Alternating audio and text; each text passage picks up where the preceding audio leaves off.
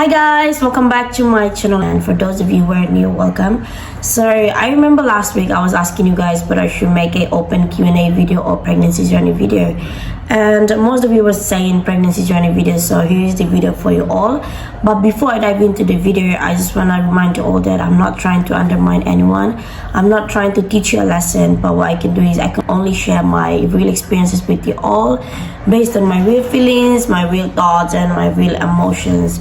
And of course, I'm not trying to say that girl go and get pregnant. No, this is what I stand for, but I hope this video can actually inspire you guys, especially those who are in the journey of becoming a mom. So yeah, no further ado, let's just get into the video. Also, I'm sorry if you can notice my voice is quite different now because I had a sore throat. So yeah, bear with me. So in 2017, things were so tough and difficult for me and my family. I remember it was 30th of December.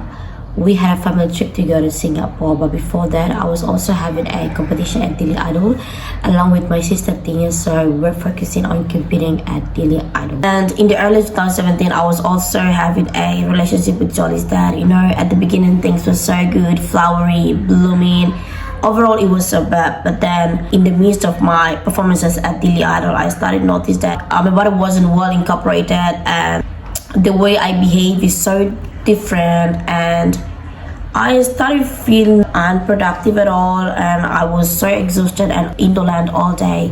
I was also having a gastric pain in my stomach, so I started opening up to my sister that I'm having like this gastric pain. So she recommended I cannot consume a heavy food, instead I have to eat porridge till 1 month. So every day she will come and inspect me and examining me. So yeah, and then after that I finally made up to my final showcase at Daily Idol. So once we're on the way to the venue to perform at my final showcase, I was driving right, and my mom was sitting next to me, and I started to feel like my stomach is so painful. So I called my mom, I cannot drive, my stomach is so pain.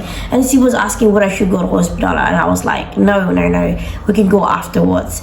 And then after that, I was just keep on driving, I was just praying, and after we turned up at the venue, I started praying so then my body can well incorporate it once I perform, and luckily it was. So yeah, that was just the beginning, and everything has done at that night, and we got the result. And then after we came back home, and at midnight, I think it was around 1 a.m. I started vomiting. You know, I was really wanted to eat but cannot, because I was just cannot stop vomiting. So I called Jolly's dad. I told him about my conditions. Oh my god, I cannot stop vomiting, blah blah blah, and I cannot eat anything. And he was like, oh, that means you might possibly get pregnant. And I was like, oh my gosh, what do you mean? Of course I'm not gonna get pregnant at such a young age. And he was like, yeah, possibly, because you cannot eat and you have like these kind of like fluctuate moody, or like, you know, not productive and stuff like that, you're not healthy and blah blah. And I was like, yeah, but of course that doesn't mean I'm pregnant, you know. So we're arguing, so I was just cut the line. So yeah, the time has arrived that we have to go to Singapore. So on 10th of December, we arrived at Singapore. I believe it was in the afternoon, so we were so tired and exhausted. So we decided just to chill at the hotel, and then the next morning we can actually start our activity. So yeah, and then midnight, there was a time when I 100% truly believed that I'm pregnant, because I was searching on internet, I was browsing what kind of symptoms like a pregnant woman encounter. And once I read the article, those symptoms were just the same as I experienced at that time. Oh my god, I was in my bathroom, I was just crying, I was so shaky. But I didn't say a word neither, because I was so feared to tell my family. Even I didn't tell my sister as well. So and then after that, we'll spend like 6 days at Singapore. On 6th of January, we have to fly back to Jakarta to meet my parents, right? So, and then the next morning, my parents had to drop me at the President University. So yeah, on 7th of January, they dropped me at the President University. And then after everything has settled, I remember my mom, my dad, they were accompanying me to my prepared room at dormitory, and we were observing the environment. We talked to the cleaner, we talked to some of my friends. and then they left me. So after 10 minutes they left, I started crying in my room. I remember one of my friends was knocking the door, but I didn't open it. And then I started texting my dad that, Dad, I want to go back. And he was like, what happened? And I was like, you know, I'm sick, right? I don't want to stay here alone. I cannot do anything. I need you guys here. So my dad was like, aren't you regret? And I was like, no, I'm not. I can come back here again next time. So yeah, my dad was like, okay, then we're gonna pick you up. And then they just immediately turned back and picked me up. So once they arrived, we talked to the country coordinator about my condition, and he was so understanding, very collaborative. And he actually gave me 2 weeks of leave permissions to recover. So then after the week, I can come back again. So yeah. So we left the dormitory, and on our way to the hotel, my mom was asking, what was happening to you, blah, blah. I said that, Mom, you know I'm sick, right? I don't want to stay here alone. I can come back here again next time. So yeah, once we arrived in the hotel, I was just taking some rest.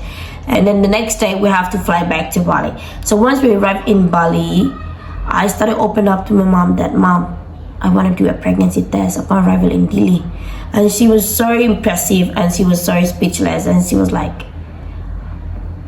what was happening to you, blah, blah, blah. And she was so disappointed and mad at the same time. And I was like, yeah, Mom, we have to do it because I've ever done this thing. And she was like, okay. So the next morning, it's our time to depart to Delhi. So once we arrived in Delhi, right, in the afternoon, I was just taking rest. And the next morning, I will do the test. And the next morning, my sister came and did the test for me. So yeah, we have to wait for 15 minutes until the result coming out, right? After 15 minutes, the result coming out that I was pregnant. You know, I was positive pregnant. Oh my gosh. My mom was so shocked, speechless. She didn't know what to say. My dad was the one very welcoming and said congratulations to me and my elder sister as well. My brother, he was acting insanely, coming down from the stairs, holding a knife and intimidating me. Who is the father of the baby? Oh my God, I was so shaken, and I told him everything about like Zoli's dad, blah, blah, blah. And then after that, things was so destroyed and so devastated. And I felt like I lost all of my hope. And I feel like I have no future at all. So then after 1 hour, my dad came to me and he was asking whether I should contact Zoli's dad. I feel so bad because, you know, before our trip to Singapore, I made a decision that I need to break up with him. So we did break up. The only reason I can only provide to him is because I have to focus on my studies. So it's quite bizarre once my dad told me to actually contact Zoli's dad. But anyway, I did it. So I called him and he was like, oh, you're back. And I was like, yeah, I'm back because I'm pregnant. And he was like, oh, really? And I was like, yeah, I am. So, and I told him that, but anyway, don't worry. We're not going to force you to be responsible to the baby, but we're just gonna inform you because I know you're the father of the baby. And he was like, no, I have to take an action by inducing my responsibility towards my baby. So that means he was recognizing himself as a father to our baby. So I informed my dad about this, and my dad was like, okay, that means we have to arrange a time and a date for his family to come to as a symbol of recognition, right? So yeah, we arranged a time to 20th of February. So on 20th of February, Zoli's dad and his family came, and we had a, you know, like meeting and stuff and talking, blah blah. And it was the first time I saw my dad was crying, and it was a time I felt like everybody was so disappointed about me. And then after the conversation, and the next morning, Zoli's dad came, visited and supported me whenever I need him until 5 months. So in 5 months, things getting tougher and tougher. So there was a time I have to make a strict decision for both of us. So basically, my dad was the one that kept on asking me like, what's your plan for your next journey? Are you gonna get married, or are you gonna like repent and reconcile with Jesus by reconfession and recommunion? So I told my dad that, okay, let me think about these two options. But before I'm going to make a radical decisions, I have to consult and I have to confess with the priest. So my dad gave me one of the SDB priest number, and I contacted him, and he was free at that time. So I met him. We started talking about like these two options, blah, blah. And he gave me advice and suggestions. And he came with the conclusion that the decisions have to be made by both of you. In order to make a effective like decision, you guys have to do a discernment. So once he said that, I came back home and I just started pray novena to Mother Mary up to 9 days. So during my novena, there was a voice whisper in my ear which leading me to the second option, which I have to repent, reconcile with Jesus via recommunion and reconfession. So I told Jolly's dad about this one, and luckily he was so understanding, and he said that, yeah, I'll definitely accept your decision, whatever it is, because I know it's the best for both of us. So yeah, at that time we end our relationship as a girlfriend boyfriend, but we're just gonna focus as a parenting side, where we're just gonna be the best co-parents to Jolly. So yeah, after that things got better and better, and Jolly's dad and I, we were just becoming a good friends and a family, and be the best co-parents to Jolly. And after 6 months of pregnant, we went to the doctor for diagnosing and examining, and we were given a due date of 6th of July 2018. And I remember it was on the 5th of July 2018 I got a blood coming, and I was so scared, right? And I told my mom, my blood is coming in bit. My mom was like straightforward, came into my room and then grabbed my hospital bags. You know, you have to prepare your hospital bags before you give birth.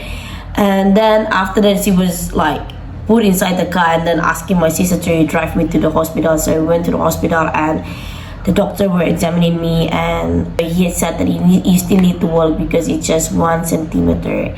So I started walking, and Jolly's dad, I remember he was accompanying me walking like around the hospital's like corridor. So basically every 2 hours I have to check with the doctor. So after 2 hours I started check, and then he said that, oh, you still need to walk because it's just 2 centimeters.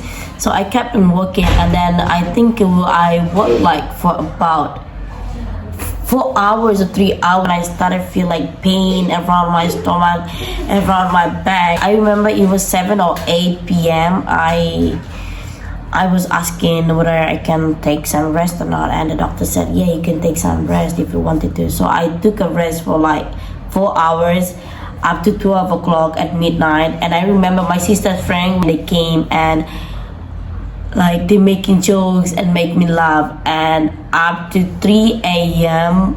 and I'm asking whether I'm ready to push or not yet. And then the doctor said that, okay, 2 centimeters more, you're ready to push. So I remember it was 4:50 a.m. I started to push, and then 5 a.m. I gave birth to my baby boy Jolly, and it was the best feeling ever in my entire life, and I will never gonna forget about this one until now. And once I gave birth to my baby boy, I remember that I was just couldn't stop worshiping and singing, and you know, and thank God for his blessing, for his protection. And yeah, this is a story of mine, and I'm sorry if it's too long, and I'm sorry if it makes you guys bored, but I hope you guys can actually find an inspiration through this video. And yeah, I think that's it, and thank you so much for watching. Don't forget to subscribe, like and share, and I'll see you guys on my next video. Bye.